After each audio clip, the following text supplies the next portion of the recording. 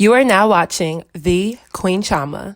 So hey guys, I'm back with another video. Tonight's video is sponsored by NaBeauty. If you want to skip to my commentary, you can look at the time marker on your screen and go right to my commentary. So this wig was sent to me by NaBeauty. Like I said, it is a very interesting wig. So it has so many different colors. It's definitely like a highlighted wig all over with blonde streaks, brown streaks, and just different colors. So immediately I put the wig on my mannequin head and I wanted to go ahead and bleach the knots. So to bleach the knots, I usually just take a bowl or a cup, and I'm going to actually be taking the Clairol Basic White Powder. This is the bleaching powder that actually lightens the hair, as well as the Colada Colors in Blue. This is the toner powder. And then last but not least, I take the developer. I like to use the 30 volume developer. So with that, I do put all of those three things into a cup or a bowl. Easy, just dump them in there, eyeball it, and make sure you can go ahead and mix it up. So you want to get it to a thick consistency so it's not too runny and it doesn't get too messy. So once you do that, go ahead and apply it onto the wig and do it with a light hand. You don't want it to see through, and just lightly put it on there, but make sure you cover all of the lace space. So next, this is what it looked like when it was done. As you can see from the hairline, the knots are actually tinted. So I didn't actually dye the lace. I just wanted to make this quick. So I'm going to go in with styling the hair. So I combed out the baby hairs and I'm going to begin to tweeze. So I used a spray bottle of water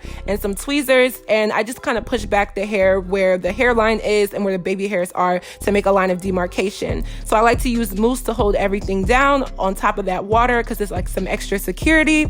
And then I'm going to go in with my tweezers. So I did this pretty fast because I've shown it so many times in my videos, but I'm just tweezing the hairline to give it a more gradual blending look into the hairline so it's not bulky.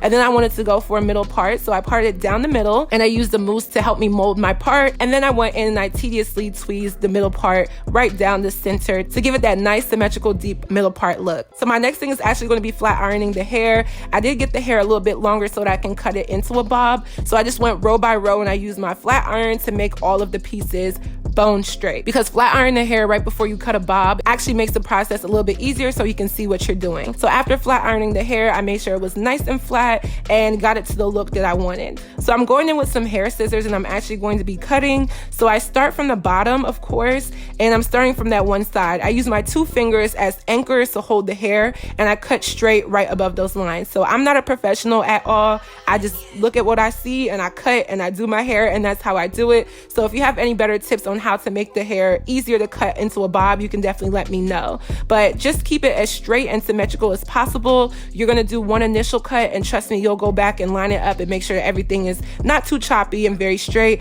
and then take your flat iron and go over the hair once you're done. So I went to apply the wig and I used an elastic band to hold it down, and it actually came out looking really good. So this was the final product after I sealed down the wig and did the baby hairs. And I could have done a little bit more tweezing, but in this case I just wanted the wig to just be on and the focus to be on the color and the cut and the style. So I did really love the wig, and I'll have all the information in the description box down below. So let's get right into this video. So hey guys, I'm back with another video. So tonight's video is yet again another Chioma Chats video podcast edition. So by the title, we're going to be talking about how recently, amidst the Black Lives Matter protests that have been happening globally, some of these TV networks, brands, companies, they are being exposed for their anti-blackness and their skeletons are being brought out of the closet. The idea for this video stemmed from me getting on social media over the last couple of days and side-eyeing a lot of the TV networks and brands about their newfound support of Black Lives Matter and standing with Black people. So it was to my surprise that so many brands stood in solidarity with the Black Lives Matter movement, whether they had to be encouraged by Black people or not. I did appreciate it to a certain extent, but there were a lot of networks, brands, and companies who were pretty hypocritical in their support of Black Lives Matter, and that started a bit of a trend on social media in which I could not pass up the opportunity to talk about. So I was scrolling on my Instagram, which you should all follow me. It's at the Queen Chioma on Instagram, and one of the gossip pages I followed had reposted a statement from one of the former cast members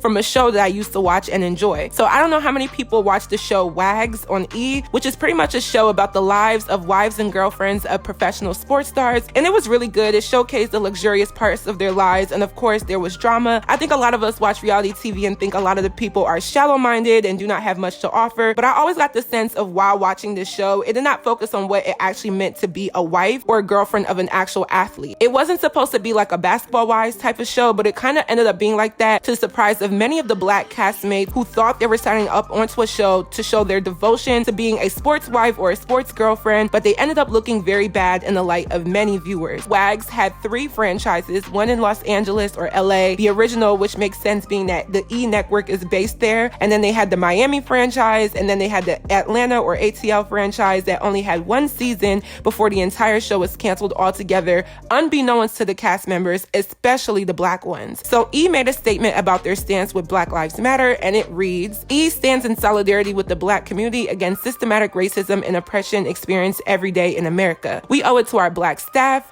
black talent, black production partners, and viewers to demand change and accountability. To be silent is to be complicit. Hashtag Black Lives Matter." So it seemed like the new standard for all these companies and networks to post a public and formal statement similar to the one E did. Yes, some companies had to be forced to do it, which was telling about how these white-owned companies, especially the ones who dip and dab into black culture in some way, do not understand their privilege and why it is necessary to acknowledge what's going on, and the ones who have used black people in their shows and made millions. MTV is also another TV network that is being called out because they definitely made a statement that confused some of their former employees who were on specific reality shows and did not take a liking to the fake-ass, inauthentic-ass stance both E and MTV took. So MTV also made a statement that said, "MTV stands against police brutality and systematic racism. Enough is enough. Black Lives Matter. We recognize that change needs to be made on our platform, at our company, and in the entertainment industry as a whole. We're committed to making progress and addressing systematic inequality." And their caption said, hashtag Black Lives Matter.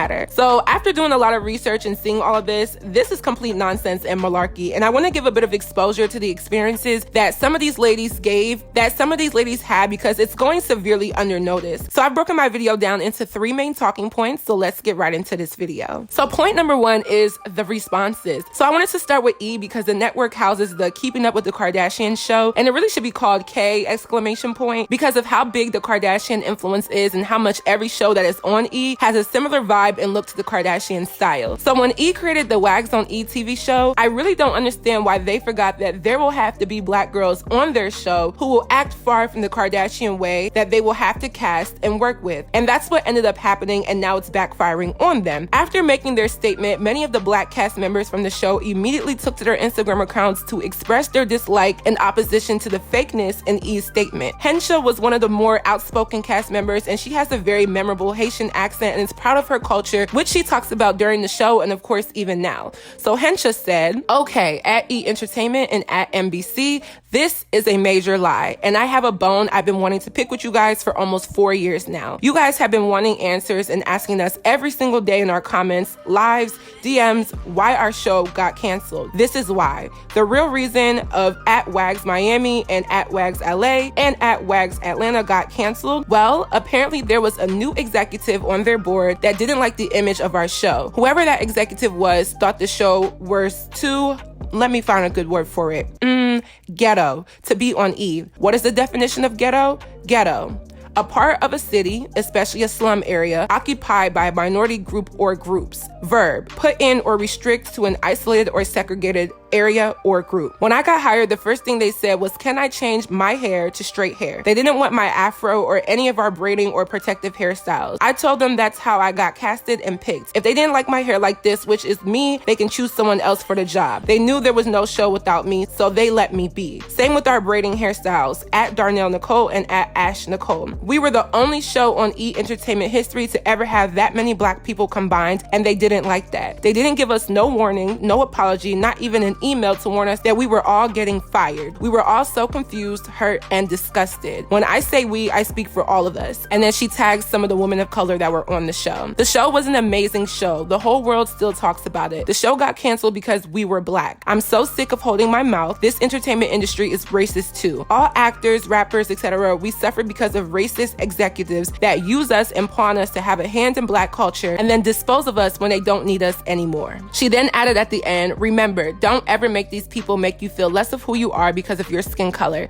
It's never you, it's them. And Henschel said a mother-loving word. Like, this is the type of call-out culture I like to see, okay? We love to see it, Henschel. Thank you. E is honestly full of shit for even fixing their fingers to type up such a statement that is not reflective of their real feelings towards black people. How could there be a massive black woman on one of their successful series and they have all underlying ill will, disrespect, and even went as far as canceling the show when the black girls on the show made the show and didn't even let them know that the show was being canceled? Imagine you show up to work and all of your stuff is gone and you have no clue that you're not being paid anymore, that you're fired, you don't know what's happening with your show, and you can't even tell your fans, aka your family or anybody, what's going on. That's completely disrespectful and that's not okay. Especially when those black girls made the show. Especially for the Miami seasons, which Henschel was on, the black girls on the show were the show. Their storylines actually kept the drama and the plot moving along. Ashley was a cast member who got married and her wedding was documented on the show with a whole 2-part series that was interesting and engaging enough for people to tune in and want to see her and the rest of the ladies on the cast every week when the show came on. So Ashley also made her own statement and said, "Stop it at E Entertainment. Y'all know good and well y'all do not care to show representation of people of color on your network. Wags Miami had amazing ratings and was canceled. If it had not been for the many times I was asked to not wear braids and to straighten my hair and the other countless times y'all felt I was acting quote unquote too black, I probably wouldn't feel this way. But then when I turned the TV on to see who we were replaced with, it all makes sense. It's a shame because I got and still get so many people reaching out saying how happy they were to see black women shining the way that we did. I have yet to see another show on this network that captures how women of color are amazing mothers, entrepreneurs, and businesswomen, and better yet, showing beautiful, strong black families. It's sad y'all passed on the opportunity to show the world how great black people are through your lens, and I'm literally shaking my head. This is a movement, not a wave. Be ready to put your money where your mouth is and do the work." So here we get further into the anti-blackness as she shares how they had to alter their hair to fit the look of the network, which means E was essentially saying that they were too black and their ethnic hair choices were not seen as attractive or desired by the show, which is complete bullshit because those women were beautiful. All of their braided hairstyles looked really nice, and I actually enjoyed seeing, like she said, strong black families on the show. Even the ones that were broken, there were black families that were shown in a way that we usually don't get to see them. Now, E does have the right to choose what they want to air, but when you do, be 10 toes in how you really feel. If they want a network where they have shows that literally all show the same type of beauty, then so be it, but do not in return use the black girls for tokenism and then try to act like you give a damn about black people and our troubles when you were shallow about the look of the cast members that made your show. Literally sounds like a form of slavery. These ladies worked for them and made the show money and got them views, but they were also micromanaged in their looks of the black women to whitewash or even have them appear in what they deemed beautiful, which were not the assets and the aspects of black beauty. But the white women on the show that were given a show in replace of Wags, Natalie and Olivia, literally have lip fillers to have bigger lips like black women, their bodies done to show a more curvaceous physique that occurs and is more common in black women or women of color before it does any white woman. And not to mention, Natalie and Olivia didn't even fit the mold of the show. Neither of them were dating a professional athlete when the latter seasons came on after they were on Wags LA. So it didn't even make sense that the asses of Natalie and Olivia were kissed so much when they weren't even dating athletes anymore. They still had their own thing going on, and they definitely were not that interesting that they still remained on the show. Like, it didn't make any sense. Like, their show, which is called Relatively Nat and Liv on E, I only watched the first episode because I think it came on one night after I had the Kardashians on a marathon as background sound while I edited the video, and I was like, this is what replaced Wags? They are literally two obviously wealthy white girls who do anything for clout and live underneath the Kardashian clan, waiting for their big break into that type of stardom, and they actually do know the Kardashians, which makes sense as to why those two were given a show and why those two were able to sit on that show when they didn't even fit what was going on in the show. The whole thing made me question why Wags would be canceled, but once these black women started coming out with their reasons as to why it all made sense. Over on the LA franchise, we have Dominique, who made her personal stance about what was going on. So Dominique says, "Yeah, the fuck right. They don't give two shits about black people. They had me on a whole show in 2017 and showed what? That I could be civil in some drama. I had a whole business at the time, at Strollers and More, a real storefront, and at E Entertainment didn't show it not one freaking time. Yet I had to sit and watch a clothing line that wasn't even out yet. They never truly supported black women unless they were arguing, but anything other than black, they were arguing, going on trips, etc. I was surprised that they even even filmed Sasha and Trinidad, I felt because they had to cover their asses. I repeatedly told them I'm an author, a store owner, etc., and I still received nothing. I had to go back and forth with Amber, a racist, about NFL players kneeling.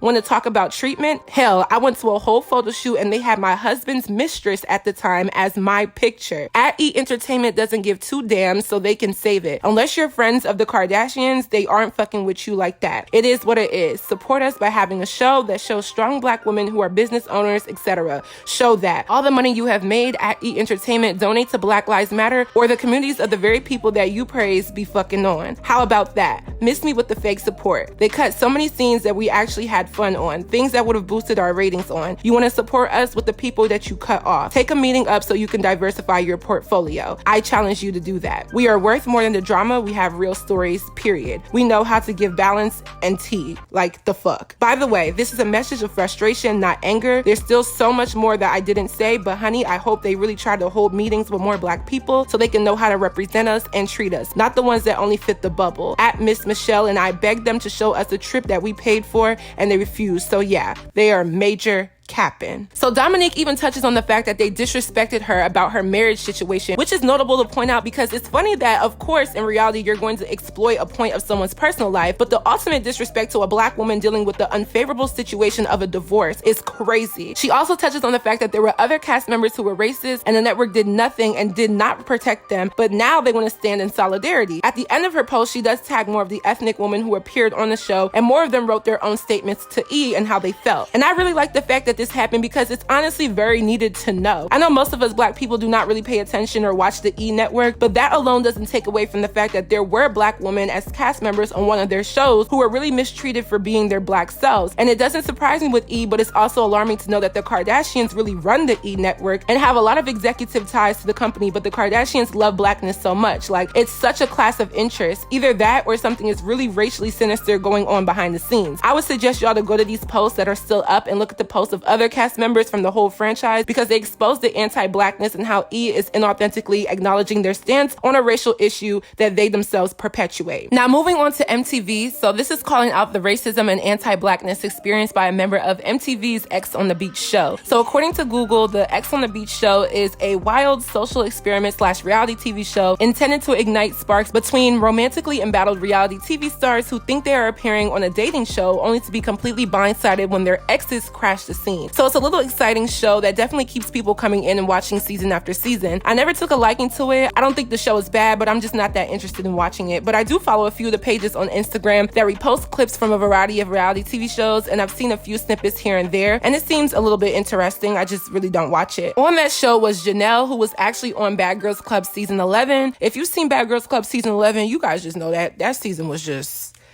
like, wow. But anyway, the producers on the X on the Beach show on MTV saw something in Janelle and added her to the cast. And after their statement, Janelle came forth with a long read for them that left me shook. So it said, "Dear MTV, not only is this statement a complete joke, but it's a lie. Filming X on the Beach was by far the worst experience in my life. Not only was I personally traumatized, the production staff did absolutely nothing to protect me after a castmate threatened to kill me and actually plotted on my demise when they couldn't force me to be one of their puppets on their show. My very first night on the show, I declined one of my white castmates' advances towards me, and he threatened my life. He threatened me again the second day, in which I told producers what was said and that I was comfortable being around him. The same day, I got word that he was talking shit about me and decided to confront him. Not only did this person completely deny the threats he made towards me, but he accused me of trying to R him, and I said I threatened to murder his family. This, of course, sent me into an emotional rage, and the production staff that I thought would protect me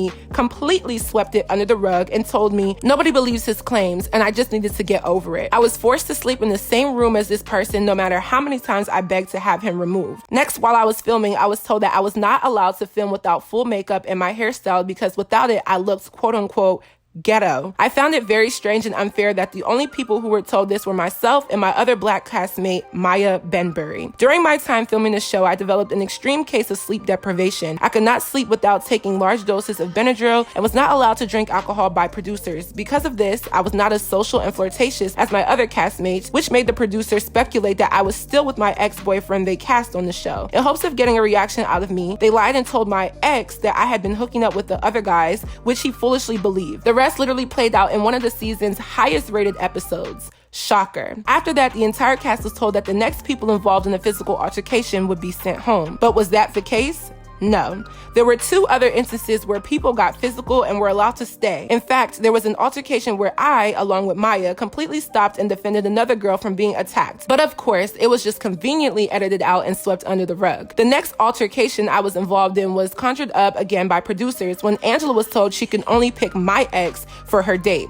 Shocker. By this time, I kind of knew they had it out for me and wanted to instigate a similar violent reaction that happened before. But my ex managed to quote unquote behave himself on that date, and I purposely avoided Angela to not have any confrontation. Funny how on that same night, I was literally handed alcohol by a producer, which I wasn't allowed to have any other night, and the rest of the minor scuffle played out to become another one of the season's highest rated episodes. What they left out of that episode was immediately after the scuffle, Angela and I realized that we were both being used and cried and made up instantly. Of course, that conveniently was edited out as well. I spent the night in a hotel, and by morning my voice was completely gone. I was told that if I didn't force myself to do interviews that day, I would be kicked off the show. Just to literally force myself to show up and be told by an extremely racist producer that I was kicked off anyways. As the show aired, I was shocked and disgusted at how I was villainized and felt like my race played a major part in my perception. Now granted, I knew from filming 2 reality TV shows before this that they can't fit everything into the episodes, but I had never in my life had specific scenes chopped and screwed to portray me of all people as a bully, or what I specifically overheard this racist white female producer call me, an angry black female. To make matters worse, when I tried tweeting the truth of what really happened after it had aired on television,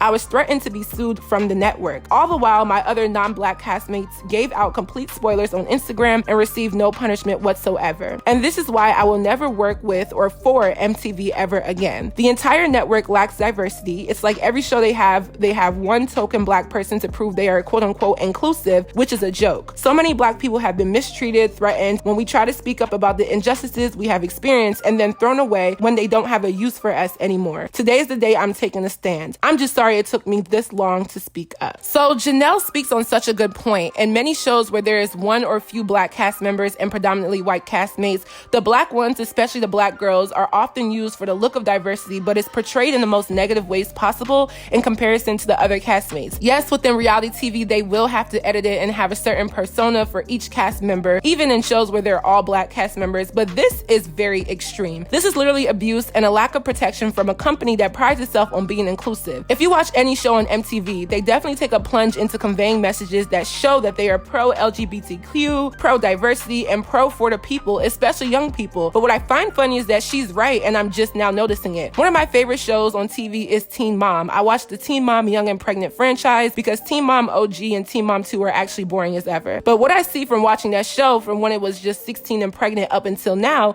is that they really show a diverse group of mothers. There has not ever been one black heterosexual couple given the platform to be a regular cast member on one of the shows. On Teen Mom Young and Pregnant, there is a black cast member named Ashley, but clearly her child's father is biracial. And then in the latest season, they have this black girl named Kaya, but she's actually in a homosexual relationship with another girl. Never have they shown a monoracial black person in a heterosexual relationship in the show that's been going on for over 10 years. When it comes to their reality TV shows, most of their cast members are white, which isn't a surprise, but they play into tokenism of having one black girl or one black guy. For a producer or any white person to use the phrase angry black woman, that instantly shows me racism, because black women are not the only people that are angry, okay? There are angry white women, there are angry Latina women, there are angry Asian women, there are angry biracial women. A whole bunch of us are angry, and it's not because of our race. It's simply because of the struggle and because everyone has emotions. As a black woman or anybody at that, you have every right to have emotions and express what you want without being labeled as angry. So throughout Janelle's depiction of her experience, I can honestly guess that she's not the only black girl that this has happened to, because MTV has a multitude of shows,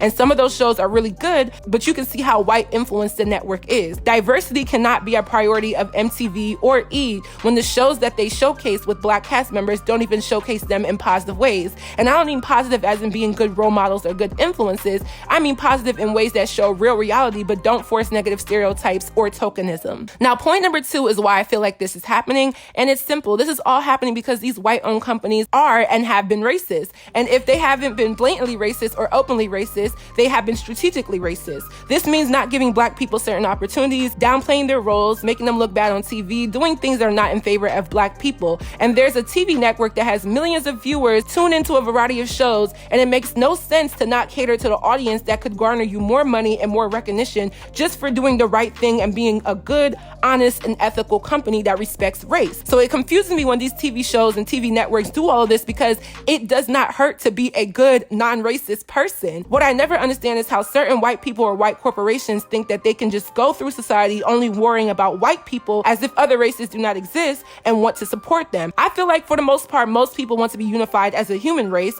and some people simply can't do that based off of the biases and stereotypes that they have that are not true about everyone. It would make more sense to be open to race relations and handle them through these large businesses and companies than to neglect and treat others disrespectfully just because of their race. It's not that hard to be a nice person or a nice company. The reason why this is happening is because there's a lot of guilt that is coming forth from a lot of these companies, because they understand that if they don't address it now, it's going to come out anyway. The thing is, the guilt is not solely based on the fact that people are realizing that they may have been wrong. I genuinely do believe that there are some white people and some white companies that probably did have negative views towards black people and people of color that are actually sorry and want to change their ways. But I definitely don't believe that for the majority of these people in these companies. This is all a facade, and it's been shown, because if MTV or E was actually really here for the betterment of black people, there wouldn't be an array of former cast members coming out to speak against them. It'd be one thing if it was just one or even two, but to have this amount of people speak against you, that is very telling. It's very telling of their inauthenticity, it's very telling of their desire to do anything to look good, and it's very telling of how they treat the black people that work for them. And I have hope that a lot of these people and companies can actually change, but they will never change until they are called out, which is why I highly believe in call-out culture. Some people don't realize how bad their actions are until you really tell them about themselves.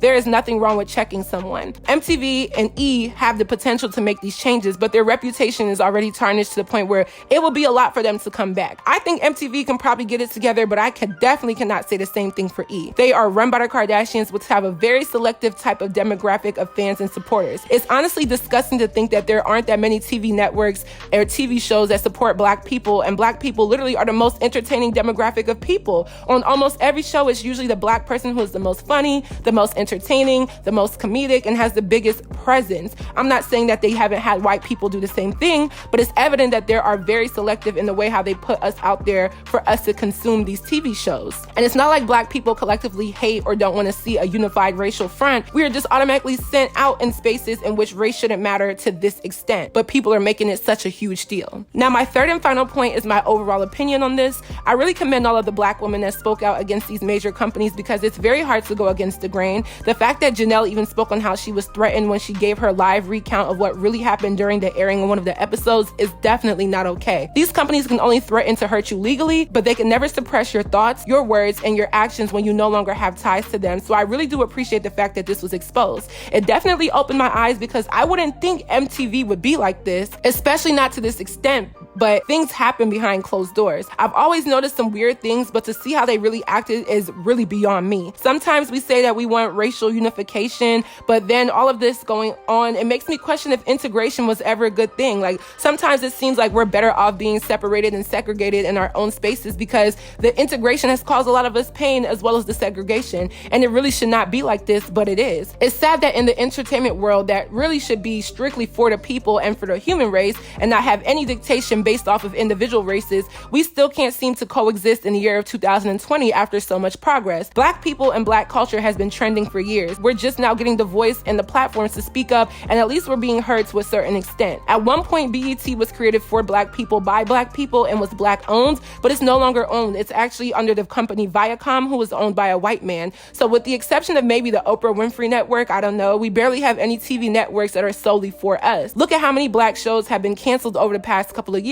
because people within the executive branches of these companies who are white don't see the value of maintaining diversity and entertaining the people in the right ways. Black people should not be mistreated within any industry, but how these women were talking about their experiences within the entertainment industry is very eye-opening, because oftentimes we just don't see it like that. Yes, we go in on people who choose to do reality TV, and we know there's going to be a level of exploitation, but that exploitation should be based off of the actions of said individual and should not be contrived by racist or stereotypical white executives and producers who just want to use black people as a cash cow. It makes no sense that someone would have such a terrible experience with working with the network who publicly states that they are for black people, equality, diversity, and all of those things. That's complete bullshit. And although neither company will be canceled, it's definitely something to keep in the back of your mind from here on out. I really hope these ladies were able to recuperate from all of their experiences, because this is an attack on the mental state of someone to be used and exploited for views and not be able to do anything about it. People talk about how reality TV is a choice, and it is, and some people do well with it and other people don't. But no one, especially not black women, should have to go through an experience in which they are unfairly and unjustly attacked and belittled on television when that was not the image or the content that they gave to be put out there. I'm definitely going to need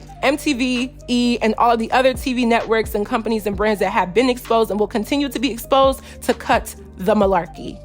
That is all. So that is it for this video. I hope you guys enjoyed. Let me know your comments on my commentary down below. Don't forget to follow me on all of my social media networks, and I'll see you guys in my next video. Bye, guys. I will say is this. There was a line that he stated that said, how you gonna lead when you attacking the very same niggas that really do need? The shit that you saying, instead of conveying, you holier, come help us get up to speed.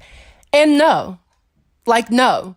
And because no, what we can't allow, and where black women do have a right to feel some type of way about, is how for some reason black women have to understand things that are about obvious as ever. It doesn't take a 3.5 GPA or a degree or an interest in politics to know that the black community suffers in so many ways. Whether that's police brutality, colorism, systematic racism, oppression of women, lack of respect for women, period. All that stuff has been happening and is obvious.